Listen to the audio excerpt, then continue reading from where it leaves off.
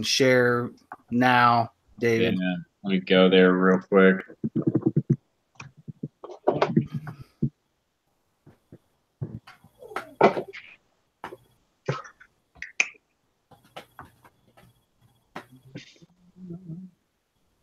Here we go.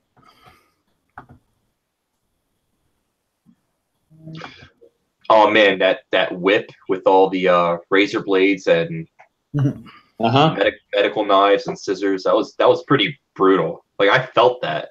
Oh yeah. Like she felt it too.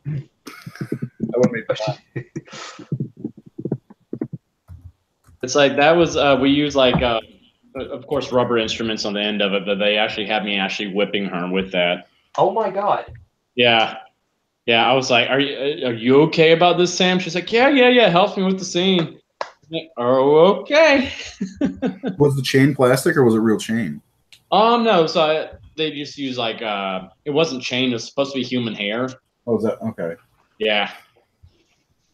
But still, she had a few welts on her and everything when we were done. I was like, God, you know. Pains of being an actor, I guess. Yeah. Like, Sam's awesome. He's awesome. I was so afraid of hurting her. I was like, oh God, please. She's kind of little.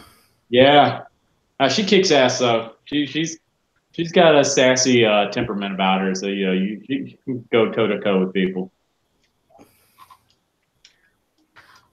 Should I wear my Rose hat tonight, Ray?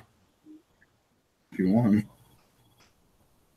The 70s series is coming up. I have my head in a couple of days, so I didn't want to show off my ring. We're Midwest boys over here, David. Oh yeah. I'm from Kansas, and he's from Missouri and Illinois-ish. St. Louis. Yeah, definitely. It's been a while since I was in Missouri a few years ago on tour there in St. Louis. Yeah. Yeah. There's not a lot to do there, except for like the City Museum, like the coolest thing I've ever seen in my life. Yeah, the City Museum. Yeah, that place is pretty awesome. There's a few things to do here, but not too much. Oh, I could have spent all day in the City Museum. Yeah, this is actually really cool. Yeah, that was like a giant playground for adults. I loved it. Did you go down the big slide, the giant slide? Several times. Yeah. I almost didn't fit down the slide. I'm so tall, but I was like, screw it. Went down with beer in my hand too. What was it? It's like 4 or 5 stories high or something like that. Yeah, it's quite a climb. Yeah, it's awesome. Oh yeah. There's these mazes you can get lost in that you got to climb around. It's crazy, man. Jared, we're gonna go. I've heard of it. It's definitely on my list when I come to town. You have to do it, man. It's just like it's all my like childhood dreams for like the ultimate playground. That was it. That was awesome. Oh yeah, it's really cool. I need to go again. It's been a while. It's right on my doorstep. I live on the other side of St. Louis in Illinois. Okay. I can march from where I work, actually, my day job. And I can go anytime I want. I never do. I should. Yeah, you should. It's a fun place. And I love you can actually drink there too. So it's like, it makes it even better. Yeah. The slide's a little more fun. Oh yeah. There's this whole, like I was saying, this kind of maze that you can get lost in. It's different, you can go up and down and all around, and there's these little crevices you can crawl into. You can fit. I got stuck. I got stuck in one of those. Did you? Yeah. Everybody thought it was hilarious. They're like, how did you, of all people, get stuck? I'm like, I'm too tall. I was going to say, I'm too wide to do that, so. Yeah. Yeah, it's fun. Are you going to be doing any cons this year? Any horror cons or anything? Yeah, I'm going to a few. I'm going to like Mad Monster Party in Arizona in July, Cult Classic Convention in Texas in September, and Birmingham HorrorCon in the UK in October so far.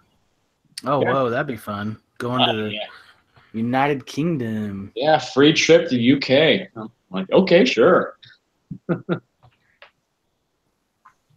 I'm excited. This is a whole new life for me going to these cons. So I'm like, I gotta figure all that out. There's a buddy of mine. We did a Friday the 13th Jason mask giveaway, and he puts pictures of Art the Clown all over his Facebook page. Sweet. Just, yeah. I don't know if he's even seen the movie. He just loves the art. That's awesome. Yeah. It's so surreal seeing all that kind of stuff. I'm just like, wow. Especially all the tattoos people are getting now. I'm like, what? Yeah, I stole the picture you posted on your Facebook of with the Scooby crew. Oh God, yeah, that made me so happy. That was awesome. That was really I'm cool. such a cartoon nerd anyway, so that made me all kinds of happy. I was like, oh my God. All right, we're getting ready to go live, guys. All right. Cool. Oh, there it is.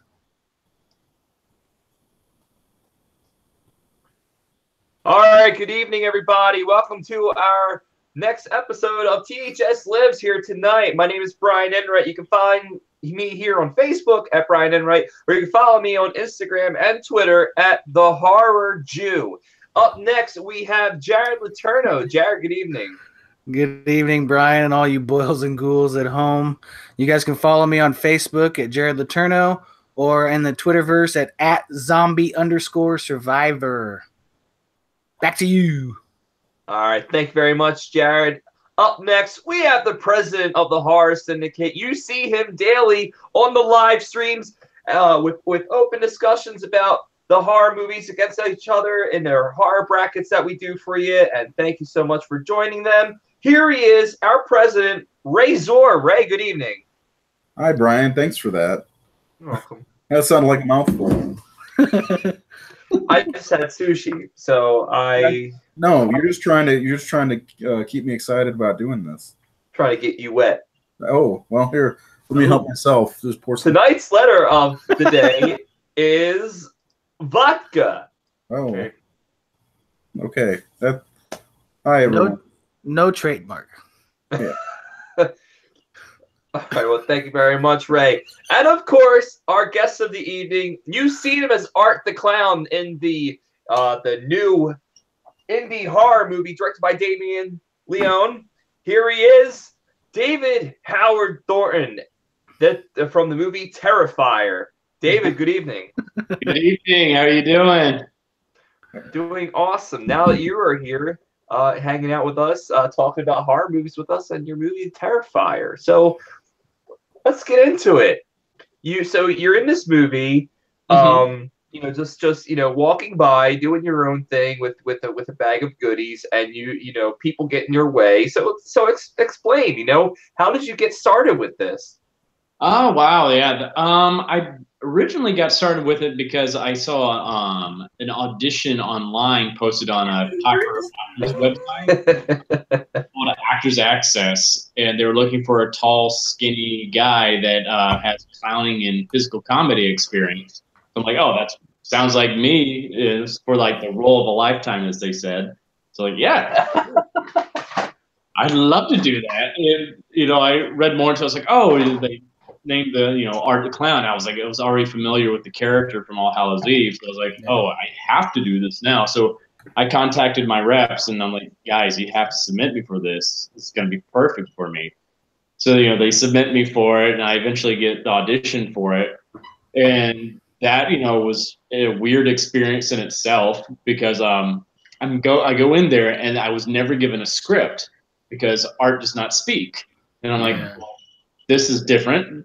And I'm in there and I'm looking around the room and all these other people have scripts. I'm like, but come on now. It's not fair. Am I missing something? And they're like, we don't know. I'm like, okay. And I go in the room and I'm like, so what do you want from me? And they're like, oh, well, just improvise a scene where you behead a guy. I'm like, oh, okay. Can I have a few minutes? They're like, oh, no, just go ahead and just do it right off the top of your head. I'm like, oh, but Katie. So I just off the top of my head come up with a scene where I like cartoonishly sneak up behind my victim, knock him out, out of my bag, cut off his head. Then I pick up his head, look at it, and I go to taste it with my finger, and I'm like, nah, not good. So I take out a salt shaker, salt the head, taste it again. I'm like, nah, good. This is good. It's spicy. Yes. And I end up like just tossing the head in the bag and like skipping out of there.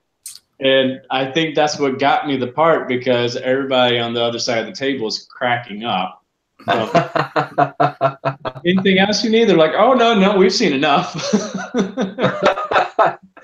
So you gotta take in those improv skills from all those acting classes, right? Yeah. That's it's like I'm glad I have a history of improv there. It just like really truly paid off. It's just like never know when you're gonna need them, and that was one of those cases. I was like, holy crap! Like wow, it's weird where your brain can go. Yeah, especially those dark places it can go when you just on your feet. You're like, wow, okay, this is all living up there, and I'm like, okay, maybe I need to go to a therapist or something. Yeah. You know, such is life. Now the movie is insanely dark. You know, what was your reaction when you know, you first had the script in your hands, or did they give you a script, or they just kind of like, you know, let's impromptu this the entire movie and see what he does? Oh no, they actually gave me a script, and I'm like, once you pass the test.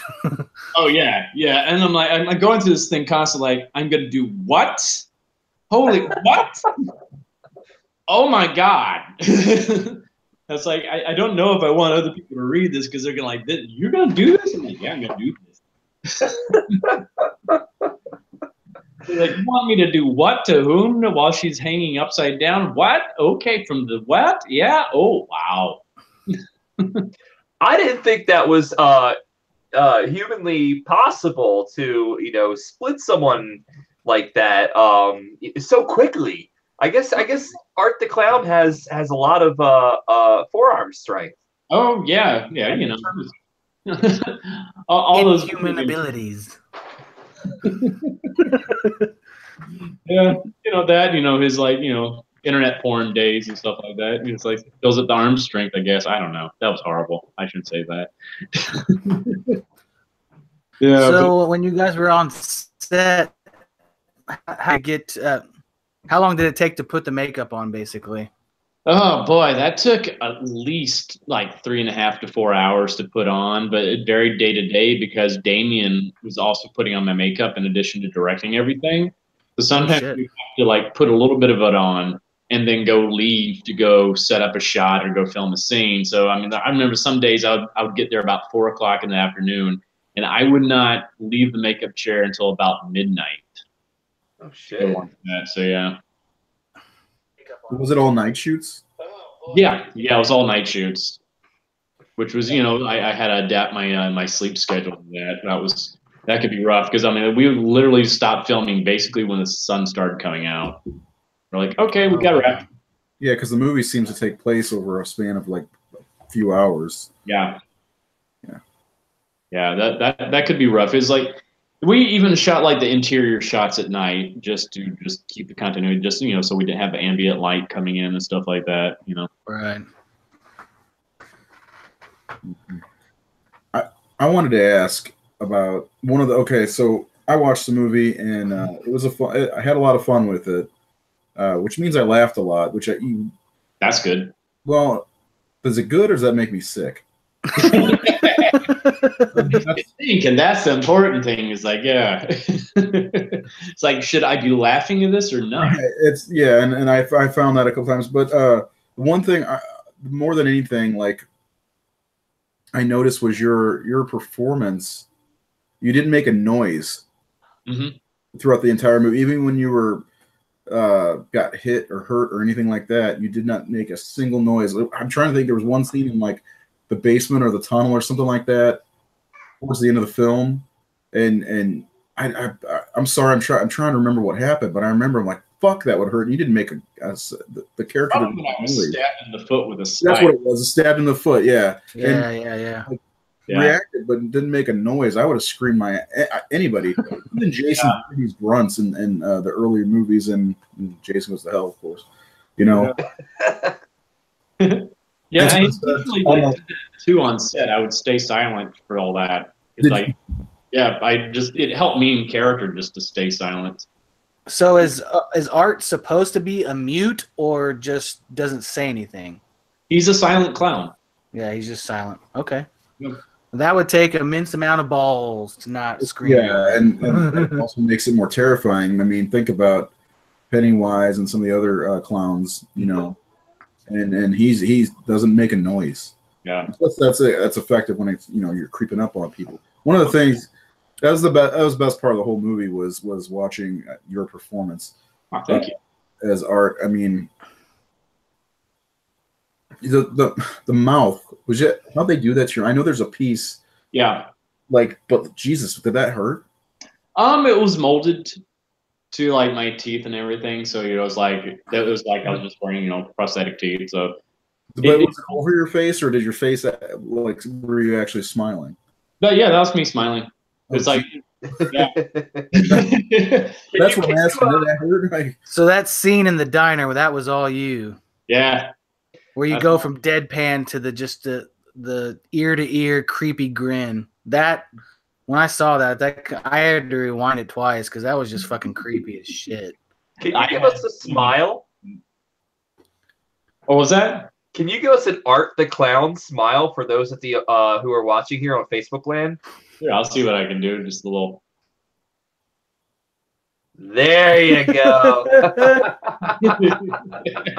Sorry, I had to make sure I got that in first before we had to continue the show because we didn't get it. I would just have to cut the show off right now. I'm kidding. that's so. But hey, It's gonna be my dating profile pic, I swear. I'm trying to remember. I watched the movie. I had to watch it in parts because I had to pick up my kids in the middle of it, and then come back later on and watch the end of it. But there's like the one thing I'm wondering throughout the whole movie. So the movie, no, I don't want to spoil the movie because I'm sure there's people who haven't seen it, and you have to see this for yourself. But what's his motivation? Like, is he just nuts? I would say he's an agent of chaos. Like the Joker? Yeah. Yeah, he's like, in my mind, his agenda is basically just to cause as much chaos and drive people nuts as possible. It's just like, That's good because that's what he does. yeah. Yeah. It's fun for him. It's just a night out. Yeah. He's just having fun. Yeah. You definitely get the vibe that it was just a couple of girls at the wrong place at the wrong time. Oh, yeah. You don't fuck with the clown. One girl had it coming. Yeah. Mess with my Taking selfies with Art and you know. oh, that's when you take that selfie with her. Yeah. I was like, oh, I'm like, he is a ruthless motherfucker. Look at him. He's just. I had fun with that. I was like, when I read the script, I like emailed Damien. I was like, we have to bring that back because it had her like taking the selfie there in the pizza place. I was like, dude, we have to bring that back somehow. Like after I kill her, we gotta like selfie. It's like full circle. We gotta do that. He's like, yeah. See, what I like about Art the Clown is that he's not afraid of technology. Where like a lot of the killers like you don't see them use their victims' cell phones to like text back to people who are looking for them. There's one scene where Art the Clown pulls out a firearm unexpectedly and takes down his victim that way. I'm not going to say when it happens. It just happens. And that scene had me rolling on the floor laughing because it was just extremely unexpected. Yeah, we didn't expect it. Like you never see Jason Voorhees. Yeah, you never see Jason Voorhees pull out like a 9mm and start shooting at Tommy Jarvis. Like that was just like I don't know. Stop running. Especially young Corey Feldman, like going in with the machete, and then Jason just pulls out a pistol and shoots him down. Yep. But a lot of the things about Terrifier that I really appreciated was it's completely out of the box. It looks like another slasher movie. You're going to get another slasher movie, but it really is Art the Clown who takes all of your horror elements, throws them out the window, and laughs in your face about it, and it's just glorious. You know, scenes where you expect people who probably would live in any other movie don't make it quite out alive. Yep. In a sense. So I mean, going back to the dating profile, I think you should use Art the Clown face, and so when people are just like, well, "Are you some type of weirdo? What are you doing? Putting this on your profile page?" Like that's actually tried to do that on Tinder, but they kept on saying, "This is not you. This is not you." And no, it is me. That is me. Damn it. That's amazing. Somebody looks at the profile picture. Oh, hell no. Swipe to the left. Or is it to the right? I don't know. Yeah, you know that the girl that would swipe right on me, you know, that she's a special type, so. You don't like on your first date, you just show up to her house with a trash bag full of weapons. Yeah. Well, maybe not weapons, but other things for later on. But Oh, yeah. An arm, who knows? Oh, that's a completely different night. Art's date night. There you go. Has zero That's the fucks. sequel, isn't it? Yeah. Terrifier 2, Art goes on date. Yeah. He comes prepared for all things. Yeah. We got a couple questions here on Facebook land for those who are watching tonight. Joe Ridgely, a huge supporter of ours, wants to know how long in the makeup chair. I guess insinuating how long were you in the makeup chair while we're getting you together? Yeah, about I would say about 4 hours usually, but sometimes it would go longer because like Damon would have to set up shots and stuff like that because he was also doing my makeup. So you have to leave, go film stuff, come back, do some more, go leave, do some more things. So, but I would say on the average is about 4 hours put on. Okay. All right. And Brian Wynn, supporter of the Horror Syndicate. David, what is your favorite scene that you look back on and think, wow? I would say I love the diner scene. That was such a fun, creepy scene to do. That was fun, and I would say I have to say the infamous kill of the movie that everybody talks about. I don't want to spoil it, in case others haven't seen it, but yeah, that scene as well because we knew like going into that like when I first read that scene, I was like, oh yeah, this is gonna be the part that everybody talks about. Yeah. Yeah. We have Andrew Durand wants to know: Are you going to be at any horror cons this year? Yes. So far, I'm already signed up for 3 of them. I'm doing the Mad Monster Party in Arizona in July. I'm appearing there with all the other horror legends like Freddy Krueger and Robert Englund and like Tyler Mane, Kane Hodder, Lance Hendrickson, all those guys. So that's gonna be awesome. Also appearing at Cult Classic Convention in Bastrop, Texas in September.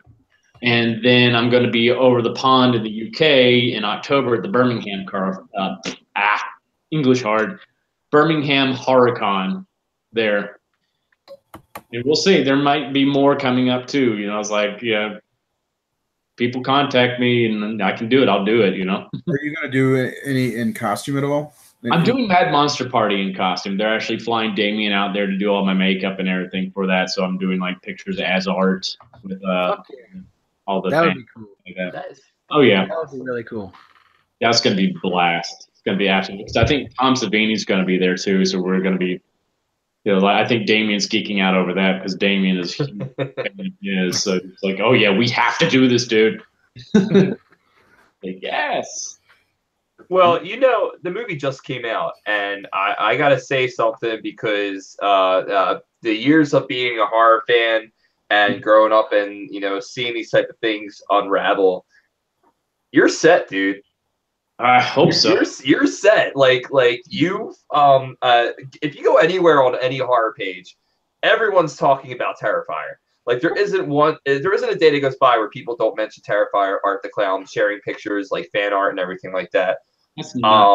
I keep going to conventions and try to dress up as art as many times as you can because you're in, like, paving the way because people are like, Freddy Krueger Robert Englund isn't coming back as Freddy Krueger.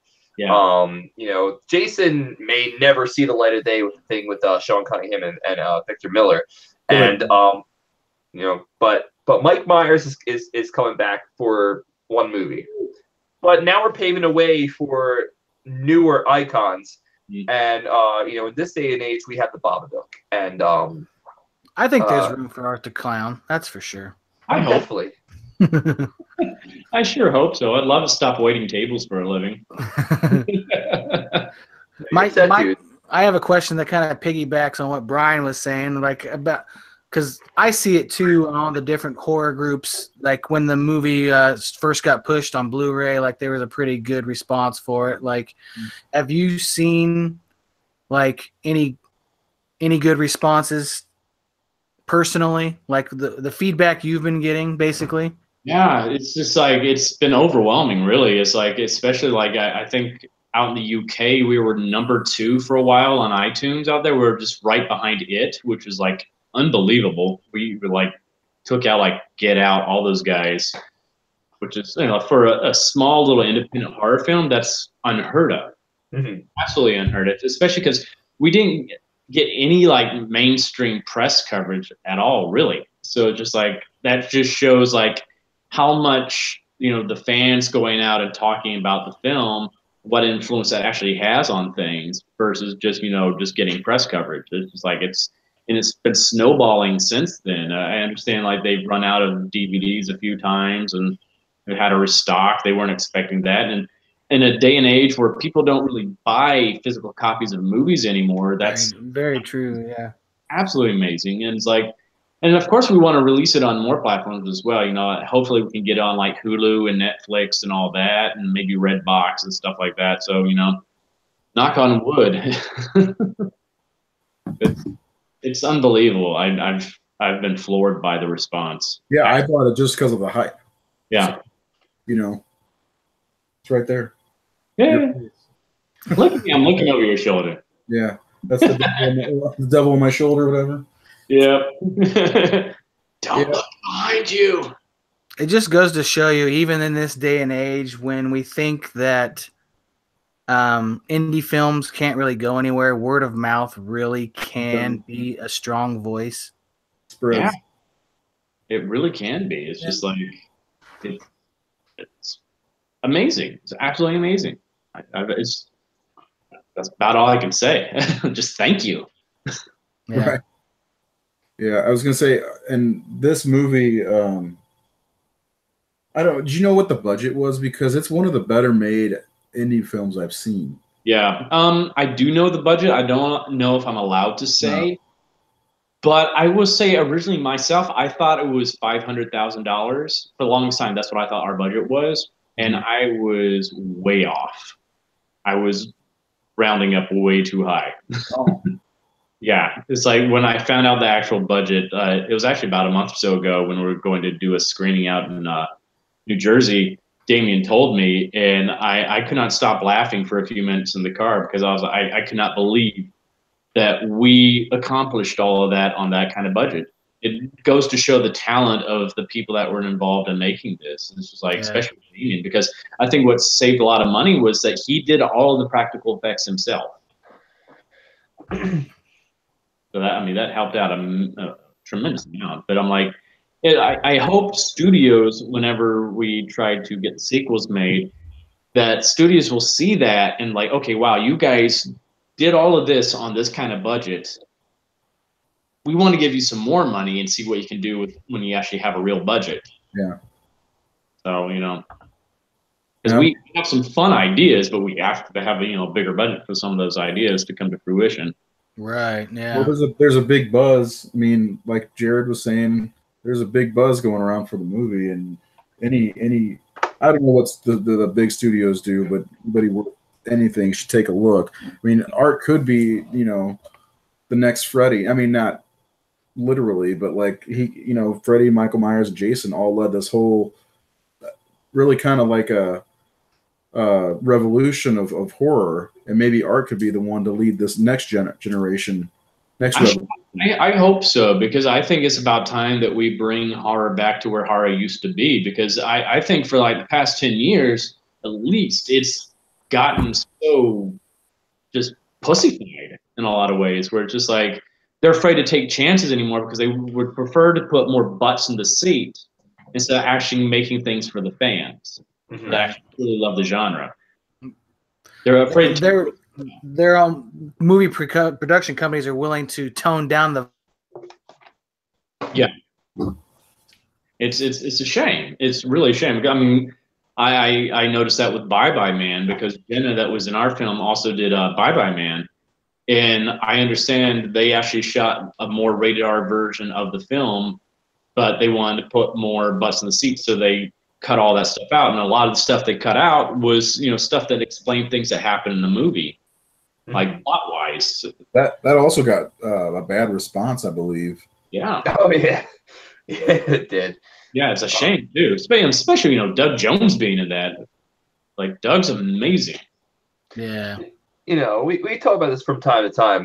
When your movie is being financed by people who just pay for others to be creative, and then when the time comes, for when the movie gets released, they're just like, oh no, cut this out, I don't want this, and you have people who just finance the movie with no artistic controls. I mean, for bigger budget movies, you get PG-13 movies because you're aiming for like a broader audience. Everyone go in and see this movie, but that's not the case anymore. We have video on demand. We have people who are watching horror movies on Netflix and your streaming services. We're not targeting people in the theater. We should start targeting adults who want to go to the movies, like as kind of a nostalgia feel. Because the only thing we have going on right now in the movie theaters is like the Marvel movies or like DC movies, or like we don't get enough horror movies unless it's PG-13 or a remake. And the thing is that Terrifier, I would see playing in select theaters, but not like a worldwide, because Damon has like full creative control of it, and it's not a movie where you feel good at the end of it.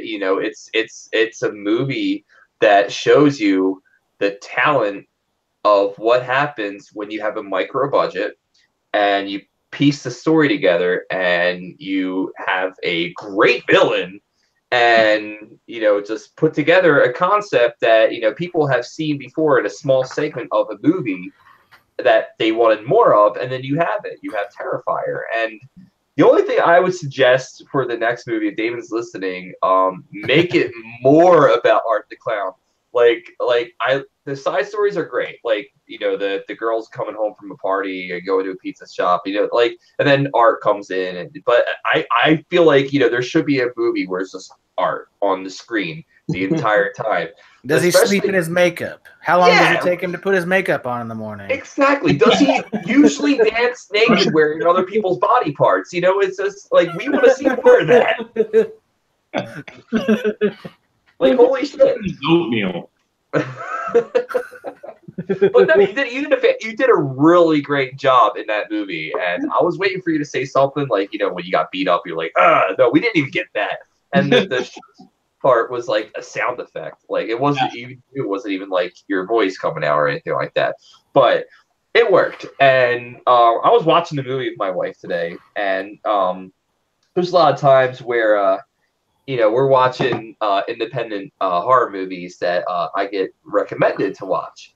Mm-hmm. And we get a couple screeners every now and then, and I make her sit through them, and she's just like, "The fuck did I watch?" I'm like, "Shh, no, these people are going to be reading our reviews and everything." But she sat through Terrifier, and she was like, "I really liked it." She was just like, "Art the Clown was really impressive." I'm like, "Yeah, he's our guest on tonight's show." She's like, "No, he's not, is he?" I'm like, "Yeah." I'm like, come watch the show. It's on Facebook Live. Everyone can watch for free and ask any question they want. Like, come on, it's free access. You just saw the movie. Talk to this guy. He's Art the Clown. I'm approachable. I won't bite. You just saw people in half from the vagina. Yeah, as you do. Typical Friday night, No, but you are definitely, I definitely see, you and Damon teaming up more, making Art like the next like horror franchise, because Terrifier is doing so well with the indie community. Everyone loves it. That's great. Definitely want to do more of them. it's just like this is the challenge is trying to top what we've already done. That's where I'm like, oh Jesus, how are we going to top that kill? Rice people, because we don't want things to get. Oh, excuse me. We don't want things to get like dull or campy or anything like that. So it's just like, no, fresh. I completely understand. You gotta wait till part 5 for that to get really campy. Yeah. Right. One-liners. Wait. He hasn't talked for the first 4 movies. Why is he saying that? Yeah, exactly. It's just like that's that challenge there. It's like, well, I know that we already have a fun idea for the second one. So it's like we definitely, especially want to bring in a good protagonist into it as well. Someone, definitely that can go like toe to toe with art. Mm-hmm. And actually, I think he needs to, you have to have the yin to the yang there. Well, let me know when you start making a movie. I would love to just be a fly on the wall in the next one. Even if I'm a fly who gets sawed in half from the vagina. Very, very, very small saw. So, while we're on this topic, I want to talk about your favorite kills in the horror movie. Like any horror movie that you ever seen, I want to talk about your favorite kill that like sticks with you to this day. You have plenty of time to think about it as I talk to you right now in this very moment to think about your favorite horror kill that you've ever seen. One that comes to mind for me is Johnny Depp. I think it was Johnny Depp in Nightmare on Elm Street. He's the one that was sucked into the bed, right? Yeah. Yes. Yeah. That one always stands out to me with the geyser and everything because of the blood. I was like, God Almighty, because I especially love those kills in those movies because those are so freaking creative. Because especially that concept of dreams, and so you can do whatever you want to. It's like what a brilliant concept Wes Craven came up with back then. It's just like, oh, yeah. Well, it was definitely better than his concept on The Last House on the Left. I'll tell you that. I think Nightmare on Elm Street's where he really shined. Oh yeah, definitely so. Now let me think what else. Of course, there's always like a Scream 1 with Drew Barrymore's death. I mean, I did not expect that because you're like, oh, it's Drew Barrymore. They're not going to kill her. Yeah, they killed her. Yeah. In like a crazy way. Total Janet Leigh homage, psycho type thing. That was great, though. It was like, oh my God, I did not expect that. And I always like, it's an old school one, but I go back to the Omen with the decapitation. Oh yeah, that's a good one. The glass. I was like, God Almighty. That's a classic one. So yeah, those 3 that come to my mind, I guess. So we got Paul McDowell Jr. Paul M. McDowell Jr. wants to know, would you be willing to go up against Pennywise in a crossover deal down the road? Bring it on. He's not a real clown anyway. Right. He's an alien kid diddler, or a kid diddler. An alien kid diddler. There you go. Like, bring it on, buddy. I actually made a comment on my review when I first saw Terrifier that I thought your creepy grin was way better than Stockguard's grin in the new It. Oh, thank you. It's just my natural grin. I've always said I have like the Joker smile anyway, so it's just like, well, might as well utilize it.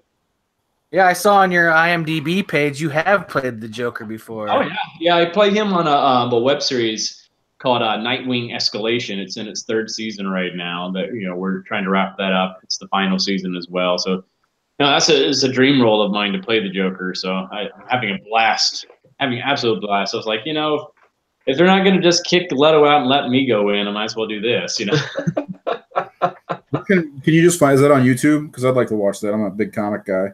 Oh yeah, it's definitely on YouTube. It's just like Nightwing Escalation. I think you can just find it on there. Like the first 2 seasons are a little bit rough because it's all fan made. Yeah. But the 3rd season really picks up on quality and everything because they got some really good writers, some great casting, and they got actually like some good equipment they could finally bring in to like film everything. So it's like the quality has been raised a lot in the 3rd season, and it's just great bunch of people to work for too. I love them all. We all have fun when we get together and stuff like that. I was like, how can you not have fun playing the Joker? I mean, like, come on. I mean, it's like the one big scene I've had so far in the series. Like, it's when I read it, they gave me that side for one of the auditions, and I read that side. I'm like, oh my god, this whoever wrote this knows how to write the Joker. This is exactly how it should be. It's this great scene where he ends up like kidnapping two of the main characters and basically torturing them. And it's so Joker, like the situation. I'm like, man, why can't like Hollywood get this? I have to play this role just so I can do this scene. God, I had so much fun doing that. Anything would be better than Jared Leto's Joker. Like, Jared Leto's a good actor, but not as the Joker. It was just, I don't know if it was him or it was just so badly written or both. It was just like, I was like, they didn't understand the character at all. That's what drove me nuts about it. It's like, this is, you guys, like, first of all, you don't go, the Joker's not going to go try to go save Harley, and he's not going to be all, you know, lovesick, puppy dog, sad about her not being there with him. Well, he treats Harley like shit. Yeah, Harley is only a means to an end for him. It's his plaything. Like if I wanted Joker to be Drexel Spivey, I would have had Gary Oldman come back and play as the Joker. Like, but yeah, Gary from that was a true romance. If our boy David is listening, you know that his favorite movie is True Romance. One of the writers from the Horror Syndicate. It's his favorite movie. So there you go. That was for you, David. That is a great movie, though. Oh, we just finished watching it the other day. The whole I won't get into it, but the whole scene between Patricia Arquette and the late James Gandolfini was just my favorite fucking female, like. Had you never seen it before that? What? Had you never seen that movie before the other day? What, True Romance? Yeah. I used to watch that movie all the time. Oh, okay. Have you ever seen it, David? I've never seen it before. I've actually not seen it. I need to. You need to. It's the late Tony Scott who did Top Gun, collaborated with Quentin Tarantino. Yeah. Did this movie called True Romance. It's a full-starred cast. Like, every small part is played by a big-name actor. Like, there's if even you like Tarantino, you'll like it. Oh yeah, I love Tarantino films, so.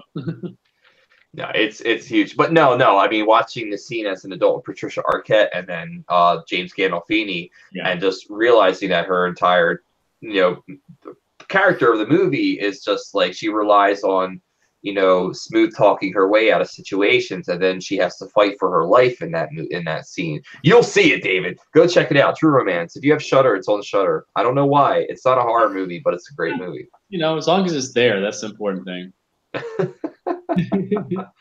So and Brad Pitt plays a funny stoner. Nice. All right. So you're going to horror conventions. Yeah. Some of them you're going to be Art the Clown. I keep saying you're going to be Terrifier, but that's just the name of the fucking but you gave the name of the film wrong too. They call it The Terrifier. I'm like, no. Maybe that's what we'll call the sequel. But but you know, some of these cons you're going to go as Art the Clown. That's got to be really exciting. I want to like, you know, I can only imagine living through your shoes, like going dressed up as like, you know, this future horror icon, because right now you are becoming a horror icon. Everyone wants to know more about Art the Clown. Like if you go to any horror Facebook page, that's all they talk about, like every day. Like, you know, it's either Jason Voorhees, who's better, Jason Voorhees or Freddy Krueger, whatever. The Witch wasn't a good movie. And then there's Terrifier. It's like, oh, yes, we love Terrifier. Terrifier the Clown was great. And it's just like, wait, did you see Terrifier the Clown? I was like, oh, shit. But, you know, you got to be excited to go to these cons, even, like, dressed up as Art. Oh, I was like, I mean, I've gone to, like, I haven't gone to horror cons, but I've gone to, like, other, like, Comic Cons and stuff like that before. And I've always wanted to be on that other side of things. You know, that was always a kind of a dream of mine, was to be on that other side of the table with the autographs. Because I think It's a great way to like meet the fans and everything, and it just like show thanks for because it's like the fans are the ones that have made us what we are. So it's like if I can do the show thanks, I'm happy to do it. Yeah, it's surreal being on the other side of the table. Like, Yeah. because I own a comic book company, and going to cons and talking to fans is so weird. Whenever I was just on the other side doing that. Yeah. So yeah, and you'll get it's a weird rush, you know, like when you meet your favorite actors or whatever. You know, there's a little bit of a rush, but there's a different rush whenever you get to meet people who are into what you're doing, you know. So you'll find out in a couple of months, couple of weeks. I'm excited. I'm so excited. Not that being a comic book writer is the same thing as being an actor in a horror movie. But, you know. Jem Jimenez wants to know: would you want Art the Clown to have a full following like Freddy and Jason with like 10+ movies, or would you want to branch out and play other horror killers? I would like to do both if I can be greedy like that. Yeah.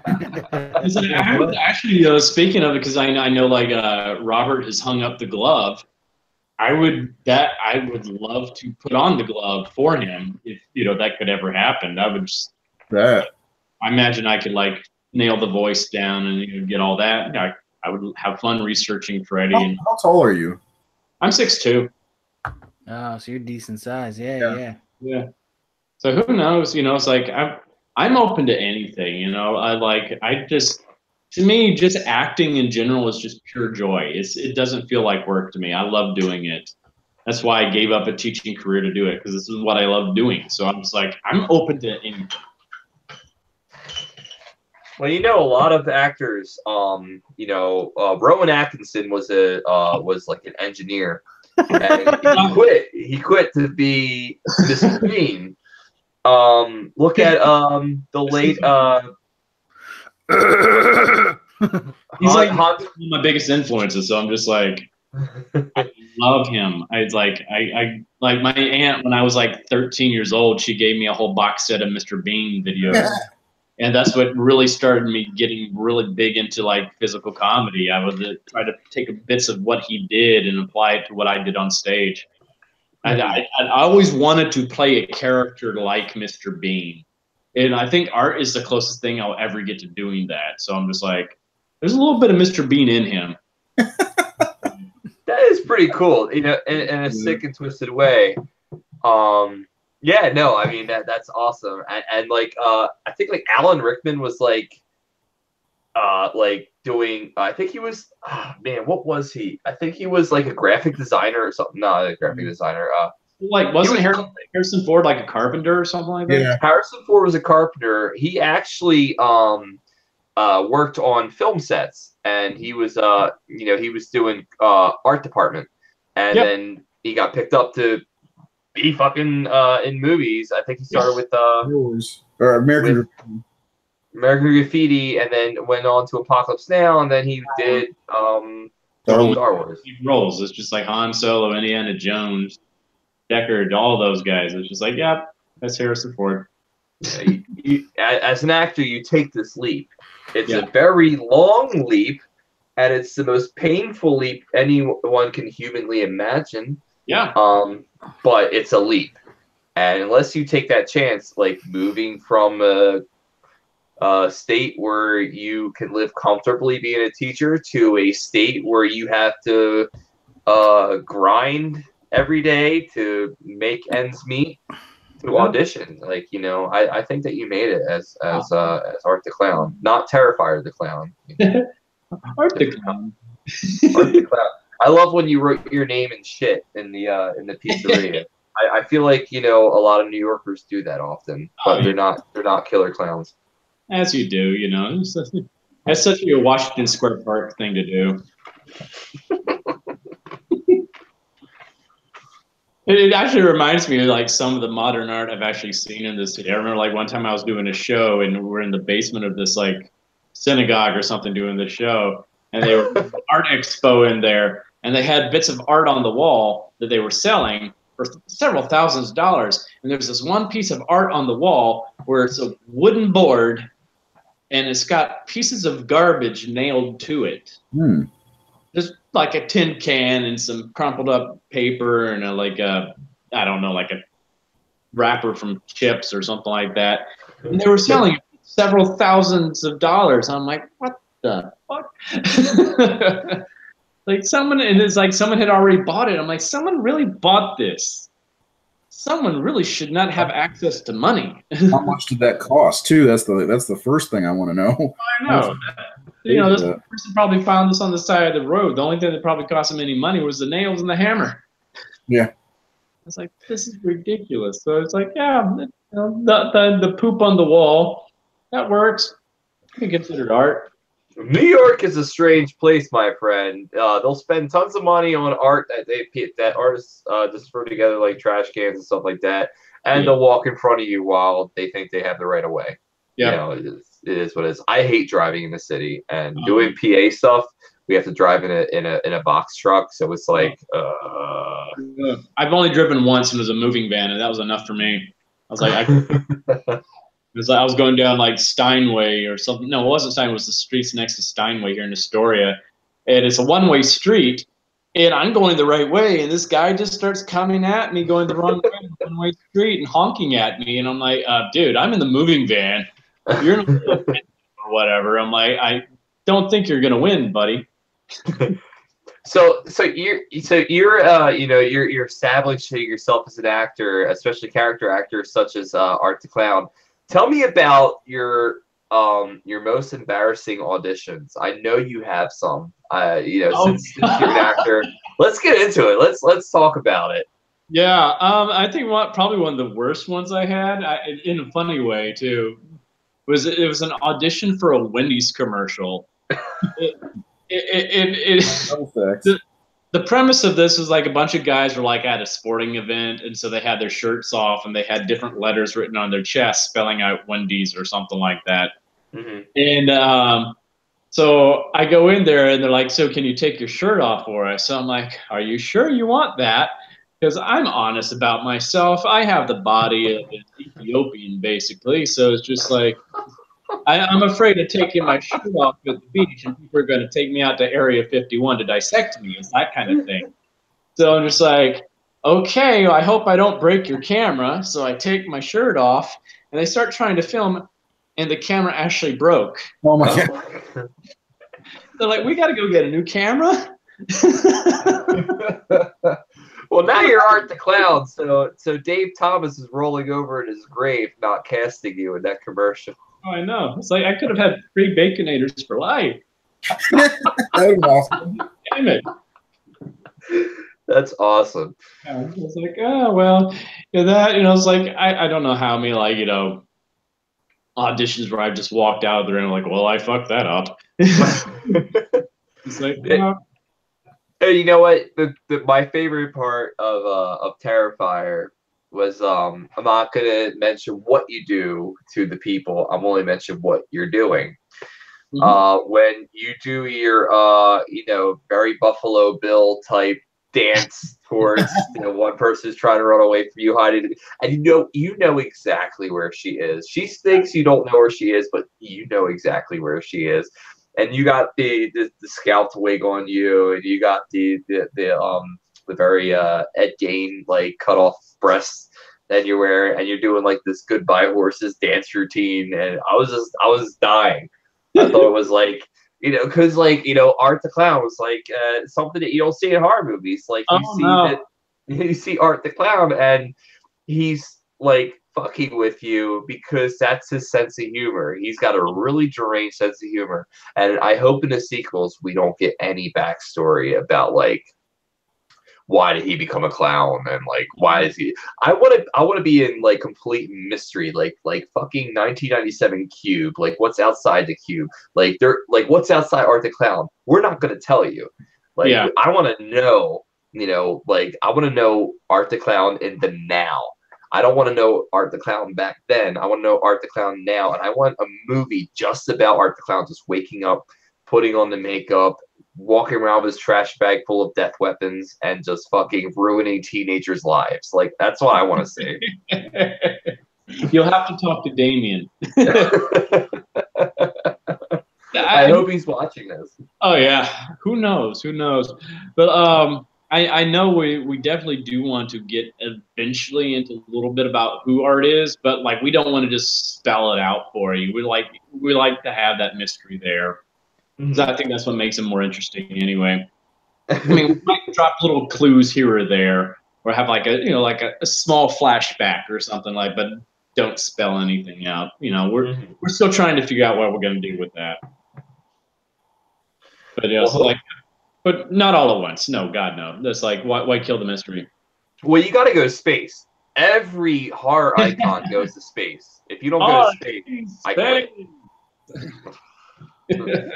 We had a leprechaun in space. We had critters in space. We had Jason Voorhees in space. Yeah. No Freddy. We had Pinhead in space. We didn't have Freddy. You're absolutely right. We didn't have Freddy in space. Pinhead in space. Come on. There's more to that movie than him in space. Yeah. We haven't had Chucky in space either, but we need Art the Clown in space. Like, hey, all right, we're gonna discover a new planet and take back some microorganisms to help cure cancer. And who the hell is this clown on board? Why is this? And then we're all dying. Like, he's just randomly on the ship, just sitting there, like, hi. like. Fuck your cancer research. I'm gonna do my thing. I may not know how to control a spaceship, but fuck you. I'm nursing in Telegram.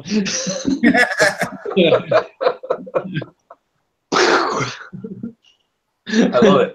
I love that we have you on the show right now, and we are seeing like life outside Art the Clown, because Art the Clown doesn't say much. He's a very he's a very silent gentleman.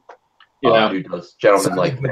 Yeah, I'm the very opposite on set. They could never shut me up, so I was like.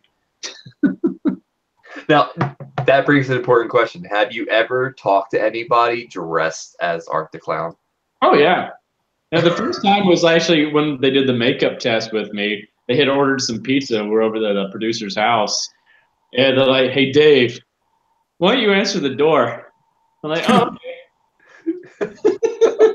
How'd that go? The guy just opens the door and he's like, what the fuck? And I don't say anything. I just hand him the money. And I wave at him. And he just kind of just stands there in like the stupor, like just trying to process what is going on. And like Damien and Phil, our producer, just cackling behind me. Like, it's okay.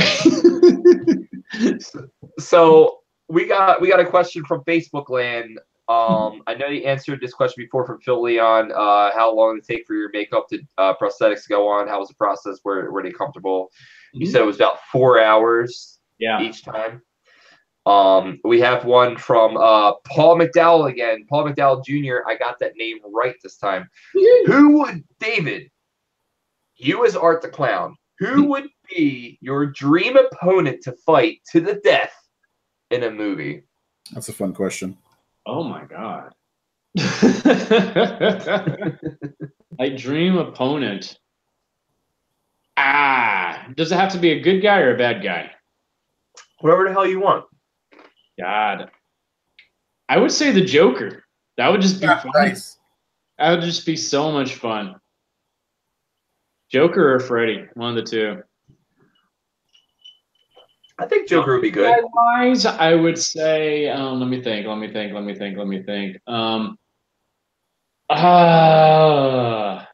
Ben Stein, because the guy never laughed or anything. He's just so droll. I think that would just drive Art nuts, just trying to get this guy to crack some kind of emotion. Clear eyes, Will. You just hang him upside down and solve his hand. We can all wear masks. You ever see that show on Comedy Central, Win Ben Stein's Money? Yes. It's a fucking awful show. Oh, yeah. Jimmy Kimmel, too. Jimmy Kimmel? Oh, he was the... Okay, yeah, I remember that. Yeah. A long time ago. Oh, yeah. That was a fun one. Enjoyed that one. Ben Stein. I remember him from Ferris Bueller's Day Off. Like Yeah. he was the teacher, and then I don't remember seeing him in anything else except the Clear Eyes commercial. That I don't know. Maybe I'm just a child of the '90s. I'm gonna bring him back for just go toe to toe with Art. That's the sequel right there. Yeah, Art versus Stein. Is he still alive? I wonder. I think so. No, he's totally alive. He was like supporting the Trump campaign back in like 2016. He's alive. He's fine. He can still win his money then. Or maybe he's out of money. Maybe. Get off the Twitter. Get off on Twitter. So now that you're Art the Clown, have you ever thought about like going to like UCB dressed as like Art the Clown or like any type of like comedy show, like dress up and like doing like a one man like I don't know, like a one man show? That would be funny. Just doing prop comedy with stuff out of the bag. Without a severed arm. That'd be like a really fucked up version of Carrot Top. Yeah. That'd be great. It was covered in blood, I fucking love it. It'd be like Deadly Gallagher and Carrot Top combined, Smashing like watermelons, you're smashing like prosthetic heads. Oh, fun fact. Speaking of Gallagher, I don't know if you can see it on my arm, but I have this massive scar on my arm on both sides. Did Gallagher do that to you? Yeah. I was a teenager back in high school, my freshman year. He is 94, I think. And he was doing the show in my hometown of Huntsville, Alabama. And he called me up on stage to help him with the Sledge-O-Matic routine. And there are like other crap on the stage from like previous stuff he had done, like marbles and stuff like that. And I'm going around and I slip and fall and break my arm on stage. Oh my God. Yeah. You can find like old newspaper clippings probably online about it. But yeah, that was me way back then. It was like had like compound fracture, had metal plates in my arm and everything. That kind of changed everything for me in high school though, because before that I was like the little bully little nerd and everything, and then this was like right at the beginning, like literally the first day of Christmas break, I break my arm, and I go back to school that January, and I'm like, oh my God, you're the Gallagher kid, because I was like a newspaper and everything. I think they mentioned me on Letterman and Leno, and it was weird, totally weird. But yeah, I wonder if Gallagher remembers me. It's funny because like whenever I see like a comedian, I'm just like, he isn't truly a comedian until he's in a movie, and I've never seen Gallagher in a movie. So like I don't know. I maybe it's because I'm a child of the '90s, but like my favorite like comedians like growing up was like Sam Kinison, Rodney Dangerfield, and like Chris Farley. Jim Carrey was like a huge one, and it was like I never saw like Gallagher anywhere else besides smashing watermelons. So to hear about you breaking your arm in front of Gallagher. Yeah, I'm sorry. I'm really sorry.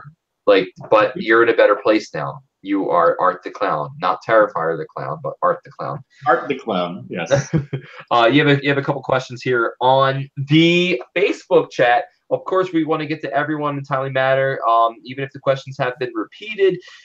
Brad Cesny. I think my mic's going. Bless you. Cannot. Gesundheit. So will we ever know the origin of Art the Clown? Maybe. The awesome broad answer there. Yeah. Bill Leon.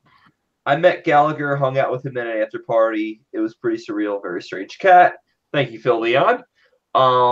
Richard Jason Oliver. What's up, David? What's up? Horns. Black heart, skull, clown, devil horns. Lots of emojis. Yeah, he's a fan. Better than the Emoji Movie. My daughter loves that movie. Oh, I'm sorry. That movie is so weird.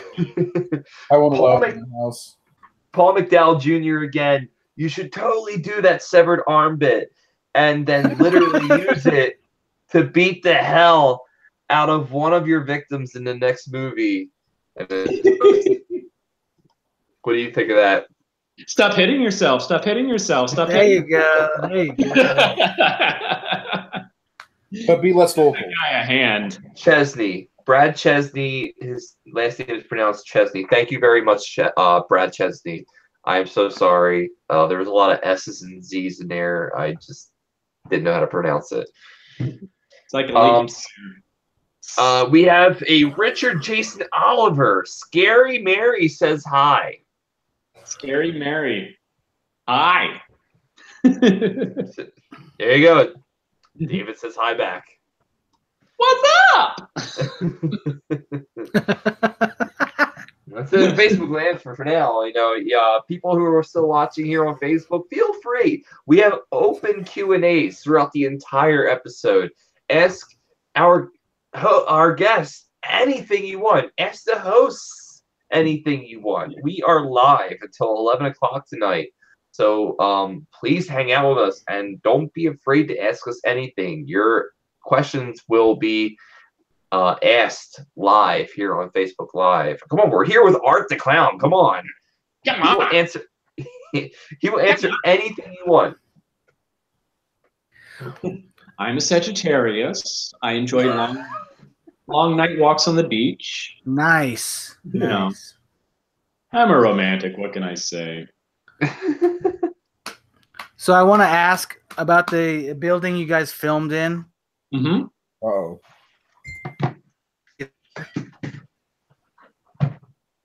We okay? Jared, did your mic go out again? Can you guys hear me? Yeah, I can. Okay. The building you guys filmed in that was like desecrated or desolate and stuff, were the rats really there? No, we added those in later, but there probably were rats there. I wouldn't be surprised. Probably wouldn't did. be surprised either. I know. That place was nasty. Rats are good at hiding, too. I was Yeah. going to say, I took one look at the bathroom. I was like, this place is fucked up. Yeah, that's actually how that bathroom looked, too. It was that nasty. It was just like, ooh. It was nasty with the G in, like good nasty. Good nasty. Yeah. I can hear Victoria in the background, his wife. Uh-oh. Uh-oh. Did you not put the toilet seat down? He might not have. When he drinks his vodka, he sometimes forgets. Yeah. I remember as a kid, my mom had this little beeper that she put on the toilet seat, so if it stayed up for like 5 minutes or more, it would start beeping. Really? Yeah, that was her way of conditioning my dad and I to like. That is awesome. It's like randomly hear this beep, beep, beep. We're like, oh God, no! And just hear David. I'm like, shit. That's funny. Yeah, I'm really good now about putting the toilet seat down. So any potential ladies out there. Ladies out there listening, yes, he is domesticated. He is a domesticated animal. And I like those long night walks on the beach and all that fun stuff. God. Brian, did you leave the toilet seat up again? Why did you hear a flush? Why to go down the hole? I love Tiny Toons. Oh my God. Oh, I miss all those shows. David, how old are you? I'm 38. Okay. Yeah. I love Tiny Toons. I'm so happy it's on all that is on like Hulu now. I'm like, yes. Oh my God. Talk about it. Like that was like one of the best shows, especially their musical. I'm a huge fan of musicals. I don't know if you are, even though you're an actor. Oh yeah. Okay. I just want to make sure. It seems like all actors are attracted to musicals, which is fucking awesome. Yeah, everybody loves busting out in song for no reason. That's not a bad thing. So, got a couple more questions here on Facebook land. Brad Chesney, are you guys pumped for the next Halloween? Yeah.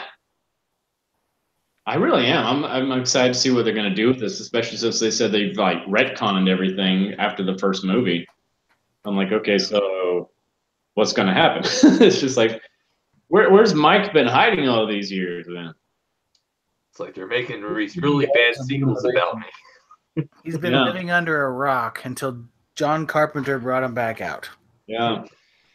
I guess they had to do some reshoots, didn't they, this past week? Yeah, because people hated the ending. Oh. Focus groups didn't like the ending, so they had to do some reshoots. You know, what the fuck is up with that controversy? Like John Carpenter came out and said there was no screenings of Halloween, but then they're going back reshooting the ending of the movie because the people saw the screening of Halloween and didn't like the ending. It doesn't make any fucking sense. That's strange.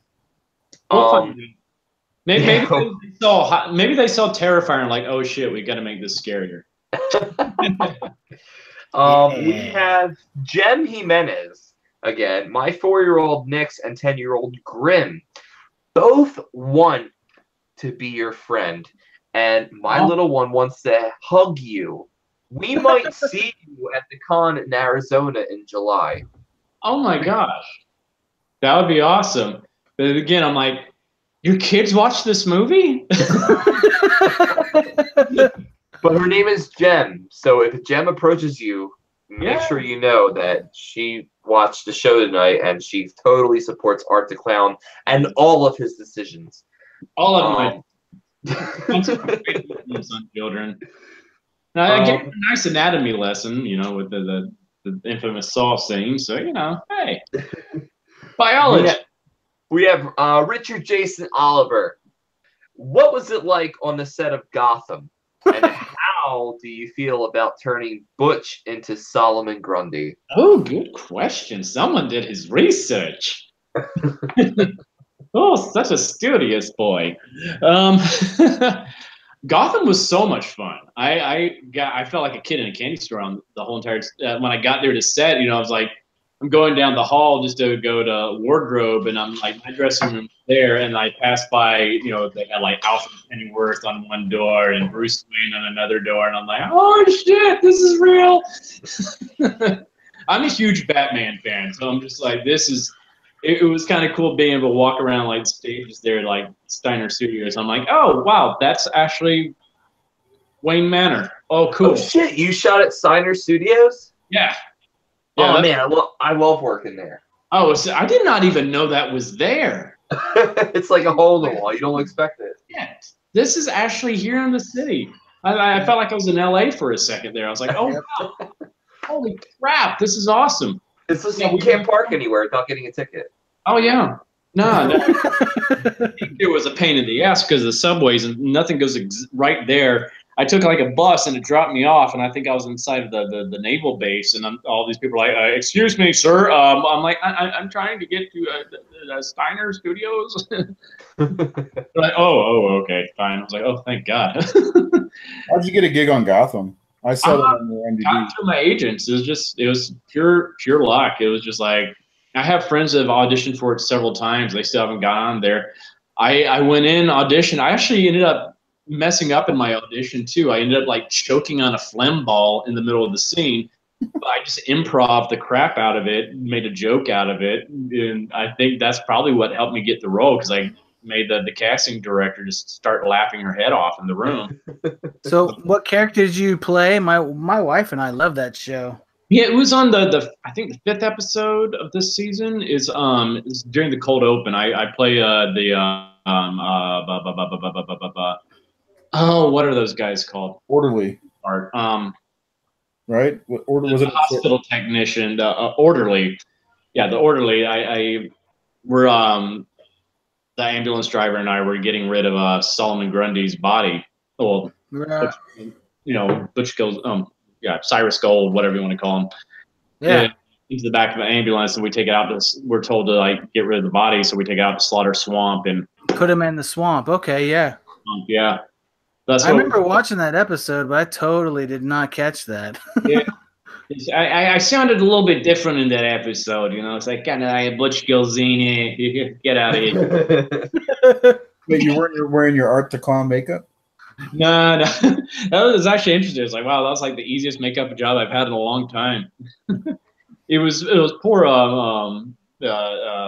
Drew that had to go through all the makeup and stuff like that. It's like, because he was also that same night, he filmed some of his like his first emergence from the swamp as Solomon Grundy, so he like had to film that and then go wash all that off to come back to be dunked into the swamp at the end of the night with us.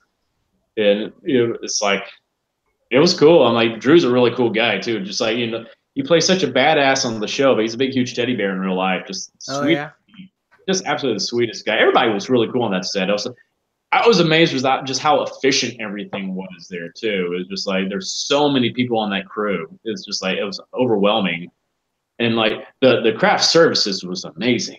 I love Crafty. Oh, that so happy. I was like, oh my gosh, I can have anything I want to eat. Yes. I felt like I was like one of the kids in the chocolate factory. I was just like, they have everything from vegan free to veal extravaganza. Like, they had a carving station just for the snack table. They had like Lindt chocolates and Ghirardelli chocolates and, Utz chips and all this kind of stuff. They brought in like a Cat's Deli one night just for snacks. Holy shit! Brought in, like, an ice cream truck, and not like a Mr. Softy ice cream, but like gourmet ice cream. And they were making like ice cream sandwiches there for us, and it was nuts. I'm like, oh wow, this is what a budget gets you. Yes, it does. This is nice. I would love to go back. I don't know if they'll have me. My dream is like, Butch finds out who dumped him in the swamp and he comes back for revenge or something like that against us.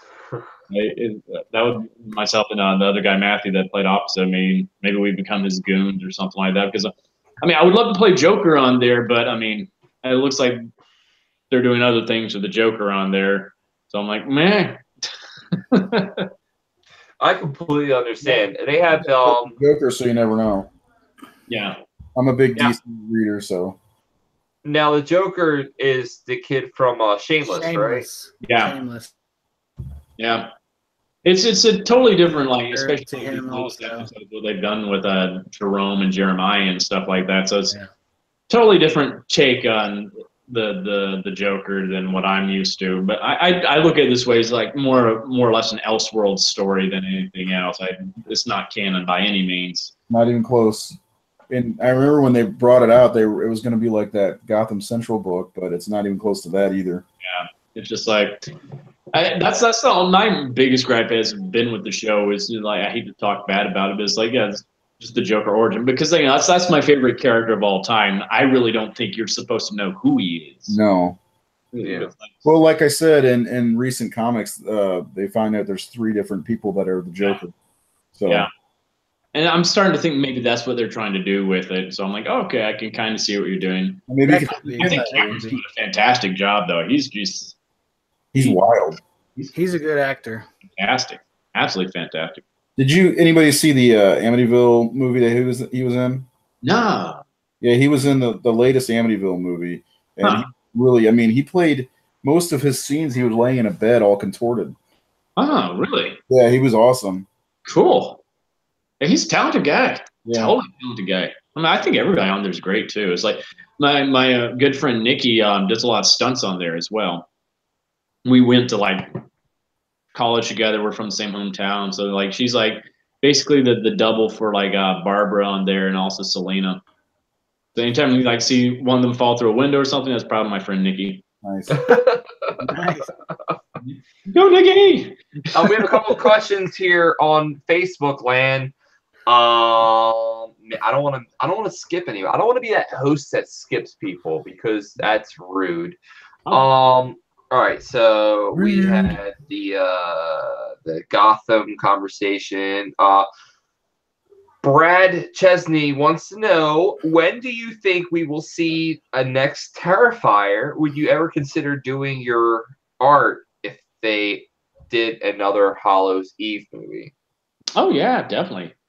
I think Damien's right now about to start writing the sequel. So there's that. So that it just depends, how soon we can get that written and get, funding to film the next one. So I'm hoping by 2020. I have 2020 vision right now for that. I love it. Yeah.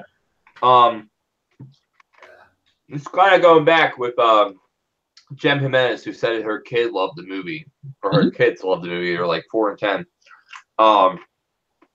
My kids have seen everything. My 4-year-old sleeps with a Michael Myers doll.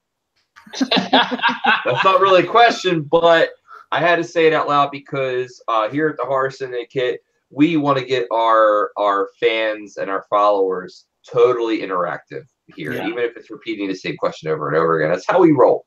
And the progeny, you know, they can get love Horror Syndicate too. Yeah, that's awesome. It's actually like how Damien got started. I mean, he was actually named after Damien from The Omen, so he grew up watching horror films as well. It's all for you, Damien. That's one of the reasons he was able to nail this, because like this is something he loves. This is genre. This is something he knows, and I think it shows. And I think that's that's why this kind of stuff was successful, because you actually have someone that's passionate about it actually making the type of films. Just like the Marvel movies, you actually have the geeks in charge of that, so that you get the people that love the source material. That's when you get the better product. Yeah, absolutely. Brad Chesney wants to know, are you afraid of being typecast as a horror character, or does it not matter?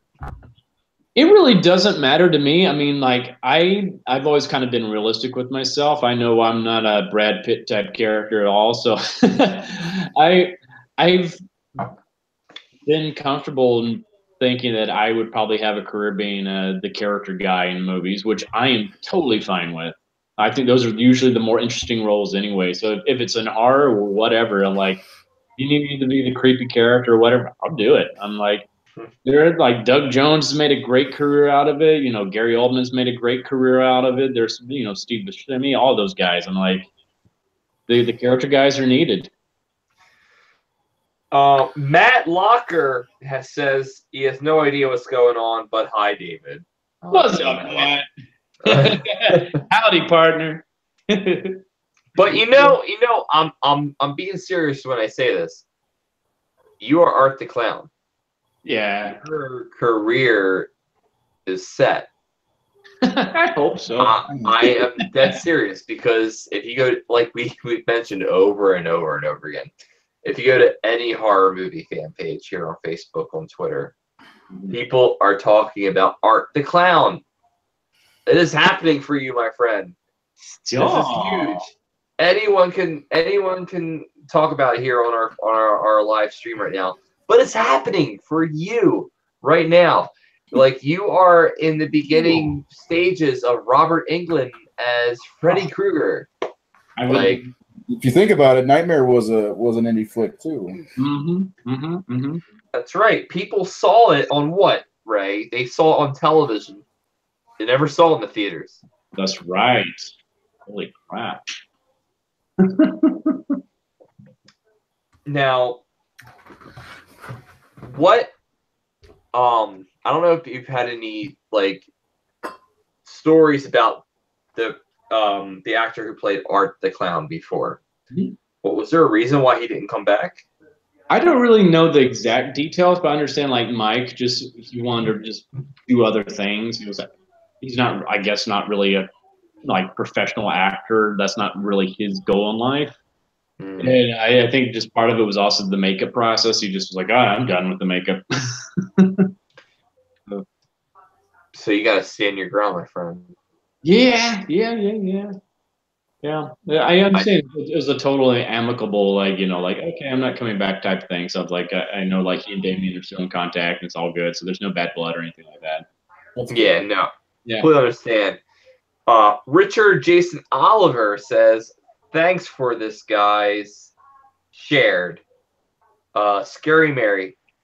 Brad Chesney says, Art is the real deal. Very deranged and awesome. Brad Chesney's a huge fan of Art the Clown. I can tell. Thank you, Brad.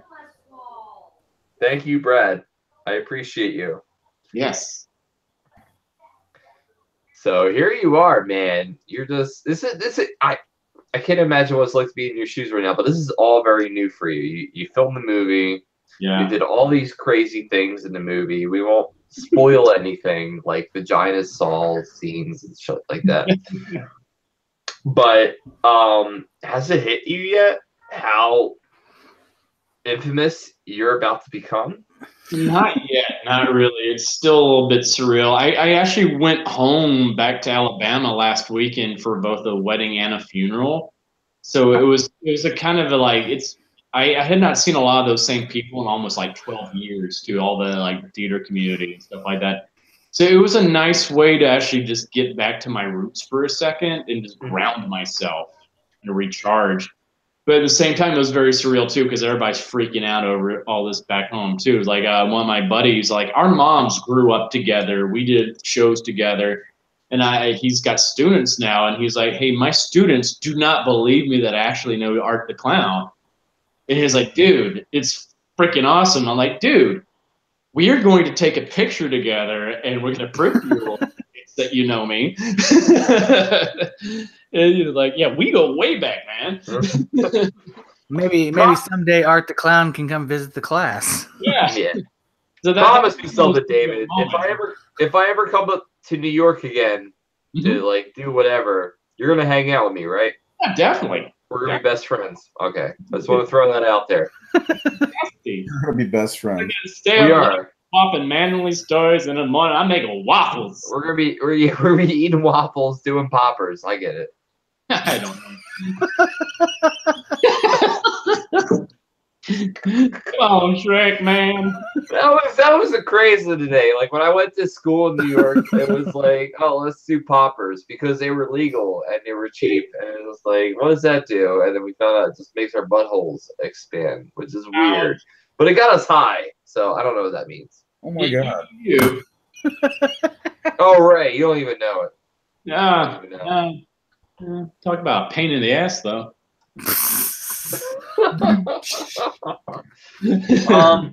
Jamie Marie Page says, "Marry me, Art." Are you sure? So, those dating websites are no longer a thing because Jamie Marie wants to marry you. You better sign a premium. premium. Fight back. Give her the contract to sign. Yeah. Prenup. Death certificate included.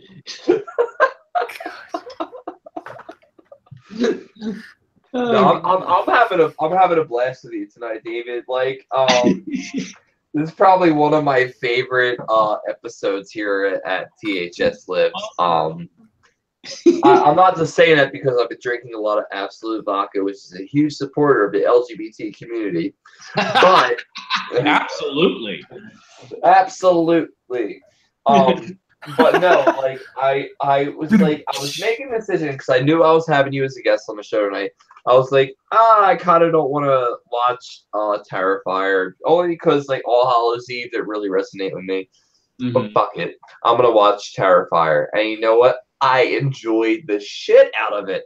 Like Jesus Christ, you have all of these scenes where it's like you think that Art the Clown is going to die or not get the final victim, and you just realize that he just murder balls the shit out of everybody. I mean, come on, like no one stands a chance against him. Like, and he's so comedic about it. Like every interaction he does. Like my favorite scene in the entire movie, I know if you've been watching this since the beginning of the episode, is when he takes a scalp wig from a certain individual and their breastises, and he wears them and does like the Buffalo Bill dance towards someone who thinks he doesn't see them, but he knows exactly where they're at, which had me dying. I felt so sorry for those guys because I had to see my skinny ass all night. I'm like, pretty behind that too, because that day, that was actually something that originally, like Damien and I had talked about. I was like, am I going to be naked or not, or am I just going to have that over my clown suit? And I'm like, well, you know, it'd be freakier if I'm naked. And I'm like, I've never done anything like that before. And that would be too close to Silence of the Lambs at the same time. Yeah.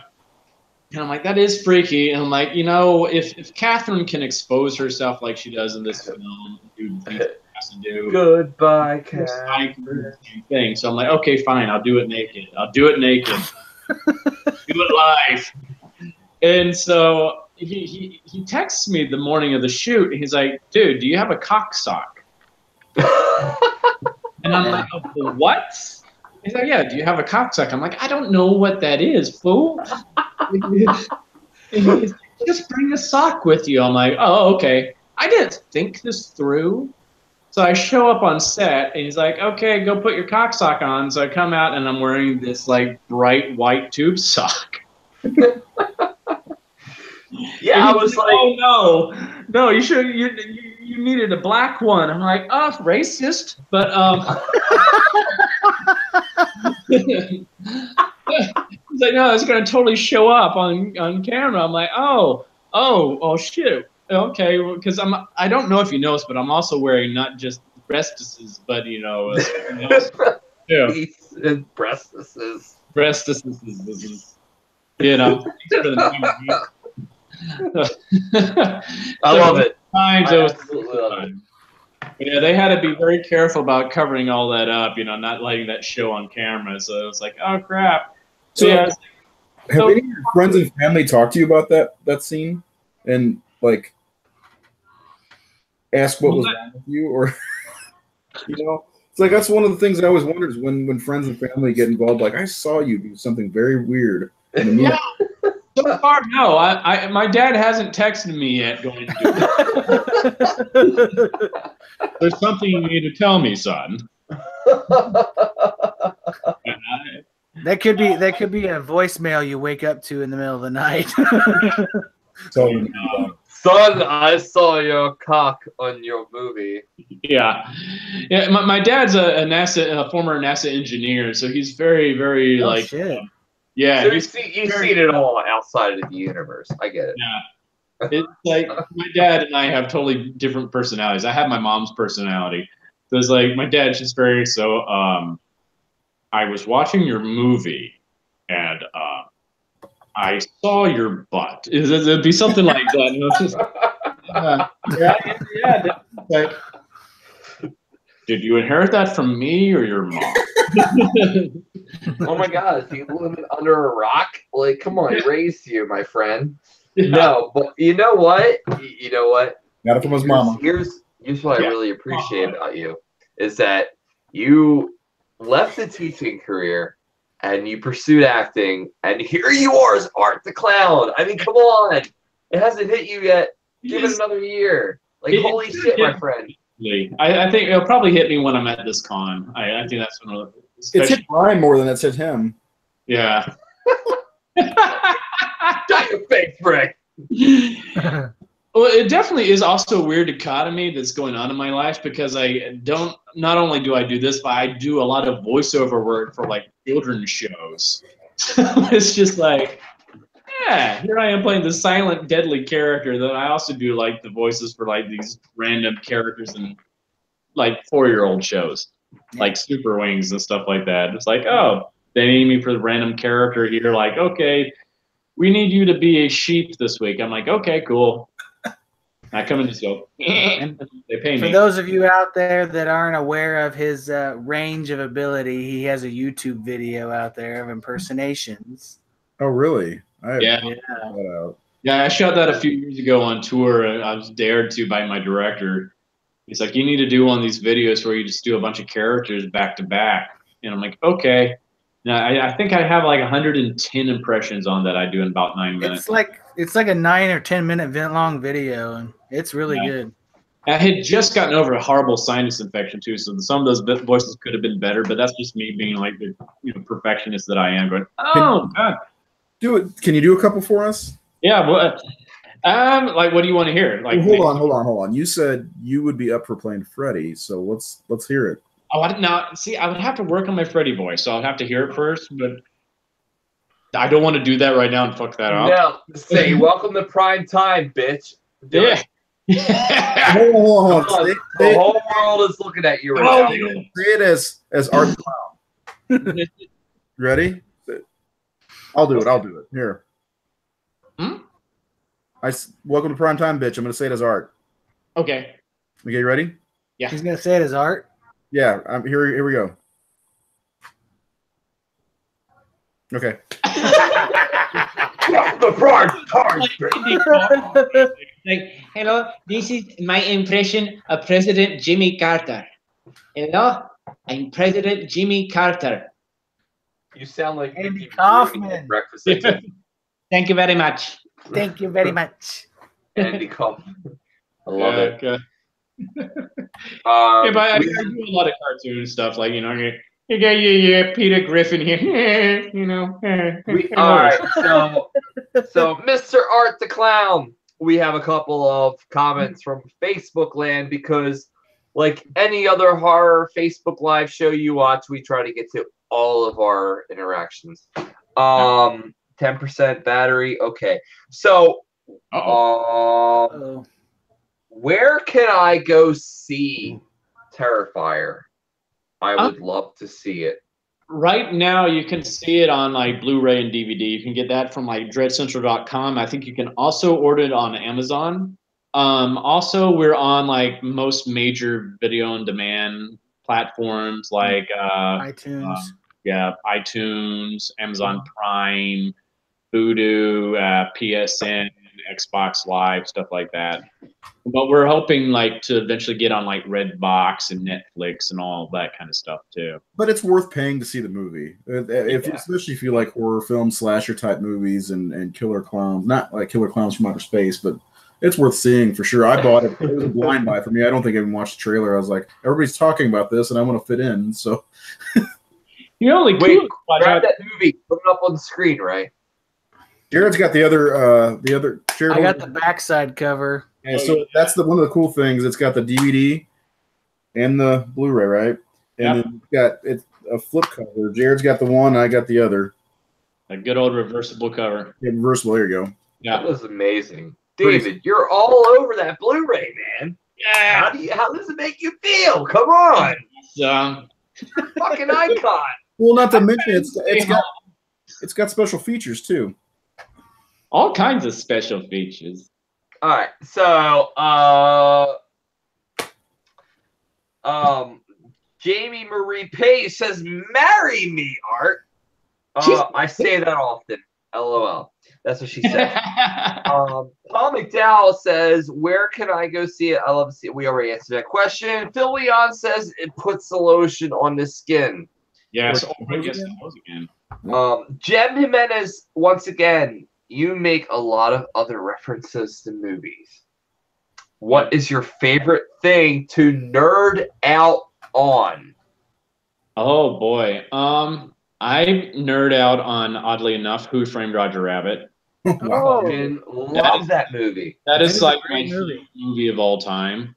That's the movie that got me into wanting to do voiceovers and stuff like that. That's why I started learning how to do so many different character voices, because that's when I learned like Mel Blanc did all the voices for like the Looney Tunes and that. And I think that the movie's like a perfect movie in so many ways. It marries like comedy, romance, drama, mystery, all that, film noir. And then My it has question is how the fuck did we get Disney and Warner Brothers in the same movie with Bob Hoskins? Oh, I know. It's a miracle. That's what's so cool about it too. Is like they had to have Mickey and Bugs and Daffy and Donald had to have equal screen time. That they had to have the exact same number of lines and everything like that. All these deals were worked out.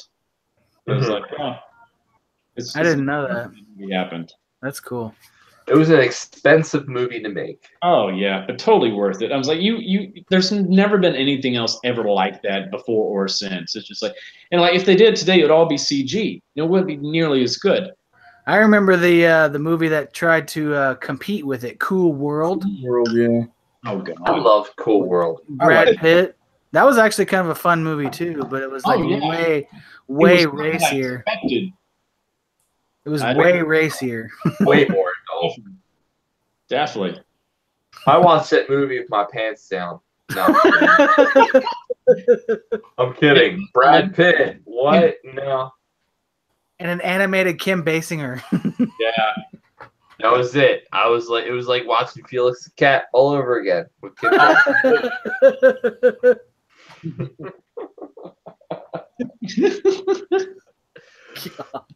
Lewd. Everything is lewd here. Brought to you by Absolute Vodka. Brought to you by Absolute Vodka, a huge supporter of the LGBT community. It makes it harder to say the more you drink. The Community. LGBT community. Or you say it like Trump, LGBT community. LGBT something. XYZ, examine your zipper. Examine your zipper. All inclusive.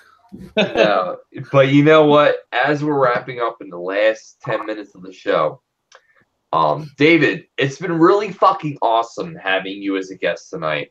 Thank you so much. Yeah, you know, as a fellow actor who is still trying to make it in this industry, you know, it's great to hear about success stories. Yeah, keep at it. You have a lot of success stories, and I love the scene where you're dancing naked with women's breasts and knowing where people are and sawing through vaginas in half.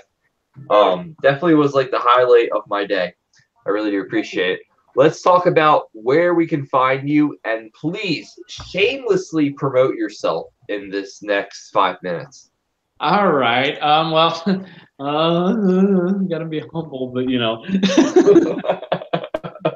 humble brag. No, but seriously though, you can find me on. I'm finally now learning like all the social media stuff that's out there. I'm like an old man in that regard. I'm like, how the hell do I work this shit?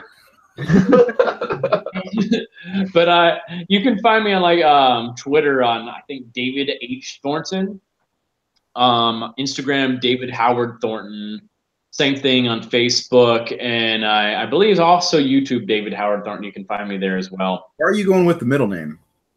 There's actually another actor by the name of David Thornton. He's actually married to Cyndi Lauper. Oh. Oh, no. Yeah. The funny thing is, he was in the third Home Alone movie, and he was also in The Notebook. He was Rachel McAdams' dad in The Notebook with the mustache. That's him. Get him out of here. Yeah, I know. He's not Mark the Clown. I sometimes go into auditions, and they're like, "You're not David Thornton." I'm like, "Yeah, I am." What do you mean the other David Thornton? Don't you? Like, yeah. Like, David.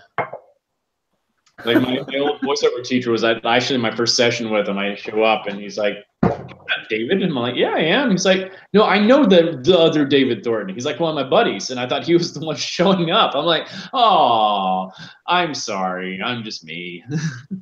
Have you been reached out to by other indie film directors, horror film directors, to do other things, indie projects? I was reached out to recently, but I think they were going local instead, so they couldn't work anything out. Because I'm also SAG now, so there's certain rules and regulations they have to go by. Oh, now you're union. Yeah. Now you miss the old days of being non-union. Yeah, in some ways, because it's like, especially with voiceovers, I've had to turn down a lot of animated series and stuff like that because they're still non-union. And I'm like, dang it. But it happens.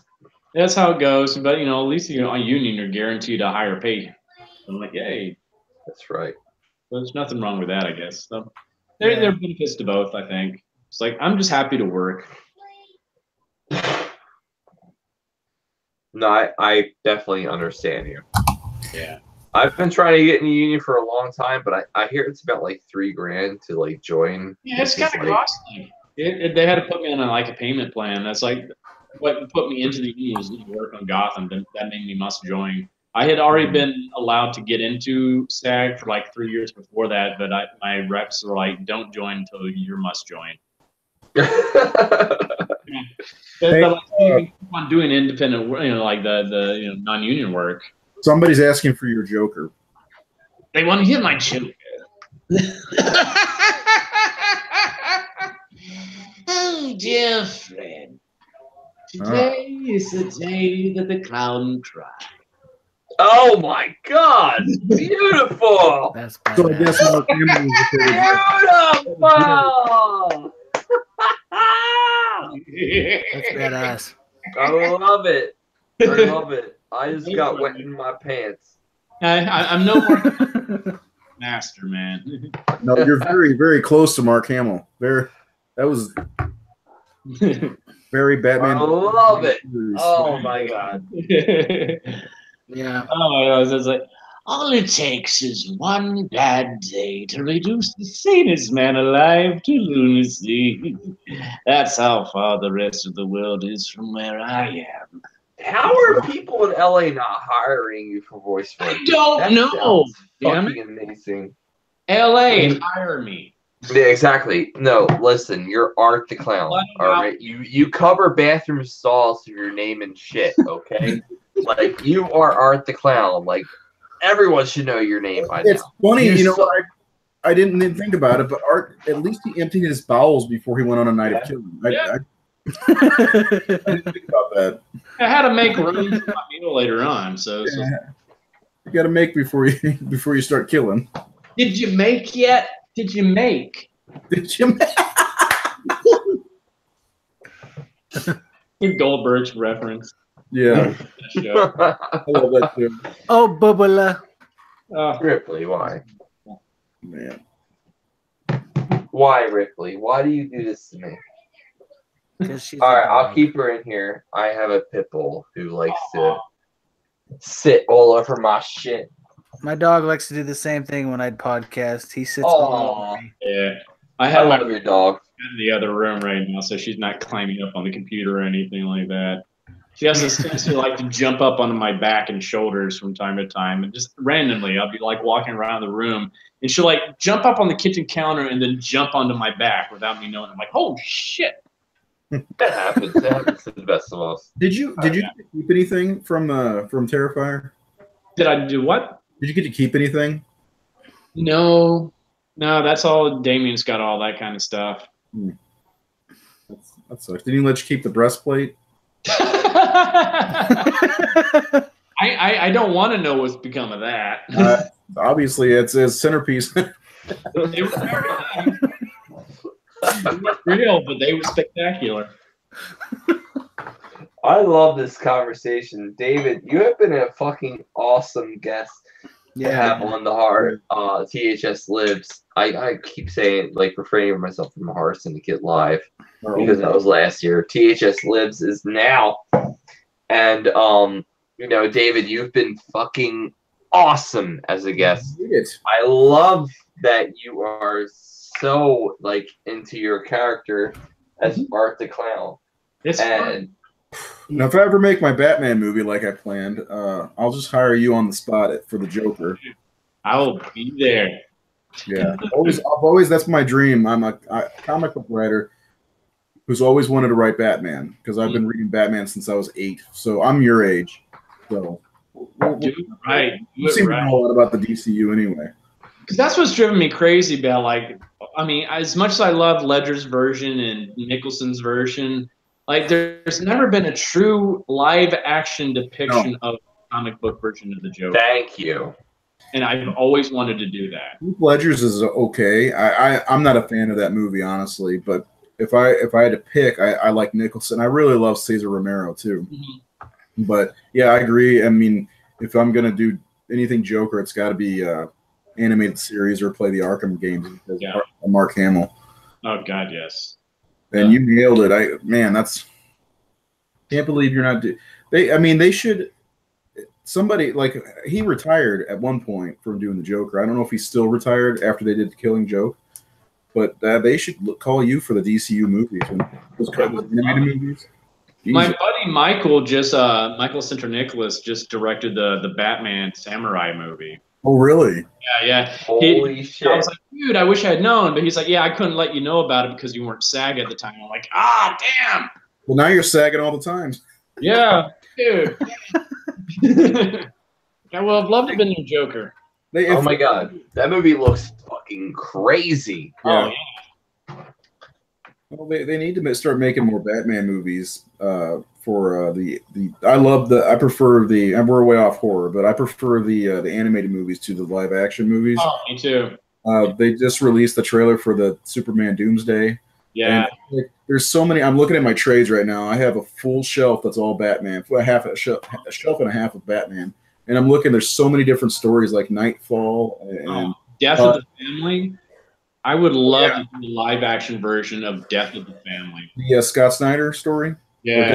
Family. God, I love it. It's just so great because it really delves deep into like the relationship between Batman and Joker. Oh yeah, it absolutely does. Yeah. Like, one thing I loved about was that whole thing where it's like they talked about just the look in Joker's eyes, and it's like the only time I've ever seen that is like when someone's in love, and I'm like, oh yeah, that makes perfect sense. Joker is in love with Batman. It's just like this is it's us. That book really helped me get into like the psychology of the character. I would love to do that.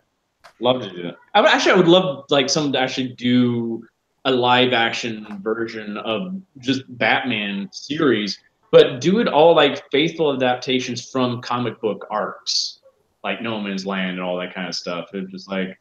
Yeah. Did you ever see? Is it called Dead End? Dead End. Batman Dead End. It's a fan film made by Sandy Collar. Oh, yes. Okay. Yeah, because that was really good. The Batman looked like an Alex Ross painted Batman. Yeah. So yeah. Sorry, we don't have any people who know comics on the show ever. I'm a huge Batman fan, so like, I'm a big Batman Deathstroke guy and big time DC. One day I'll write for DC, hopefully. Well, I know like Kevin Smith recently mentioned that he wants to do like a Batman horror type movie, like Arkham Asylum. That would be pretty cool. He could probably pull it off. Oh yeah, I'm like, dude, if you need your horror Joker, I'm right here, man. Like, call me anytime, bro. I'll be there with bells on. I'll put a word in for you. All right, so let's wrap up this episode. My name is Brian Enright. You can follow me here on Facebook at Brian Enright, or you can follow me on Twitter and Instagram at The Horror Jew. Up next, we have Jared Letourneau. Jared, where can we follow you, my friend? You can follow me on the Facebook at Jared Letourneau. I'm not going to bother spelling my French last name.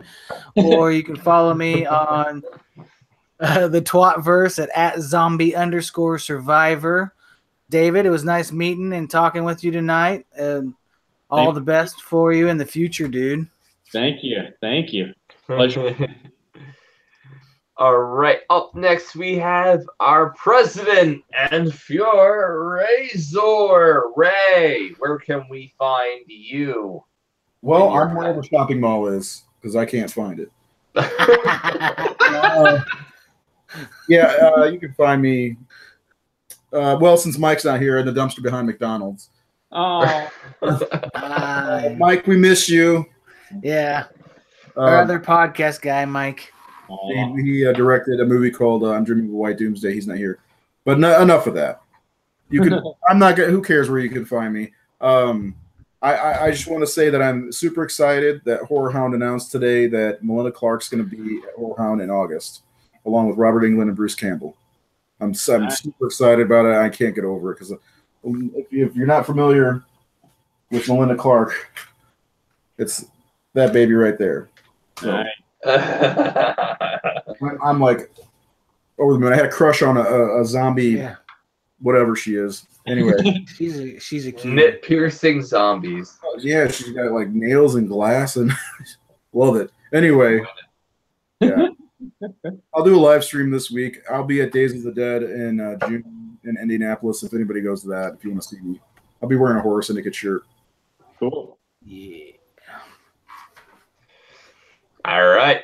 Thank you very much, Ray Merrick. And last but not least, David Howard Thornton. Where can we find you? And please take this time to shamelessly plug yourself and any other project you're doing. All right. Yeah. Well, yes, you can find me on Twitter at David H. Thornton, on Instagram at David Howard Thornton, as well as Facebook under David Howard Thornton, and YouTube as well under David Howard Thornton. So yeah, That name's kind of easy to remember, I guess, for me at least, but that's bad joke. But yeah, other projects I got, I'm like still in the middle of doing Nightwing Escalation. So if you want to see me as Joker, you can catch me on there. We're still filming some episodes, so there's some more stuff coming up with that. Unfortunately, I can't announce this other one yet, but I do have an animated series I've provided some voice work on coming out this fall on Hulu as well for children. That a lot of big name talent is actually attached to as well. I wish I could say more, but contracts won't allow me. So, but yeah, you know, stay tuned. We'll see what else comes down the pipe, especially for Art. We got a lot more in store for him. Hell yeah. We're excited. All right. Well, thank you very much, everybody, for joining us tonight. And everyone, we will see you next Friday with Damocles, the synthwave artist of now. Everyone have a great night. And please, please, please be safe driving home. All right. Thanks. Especially your brain.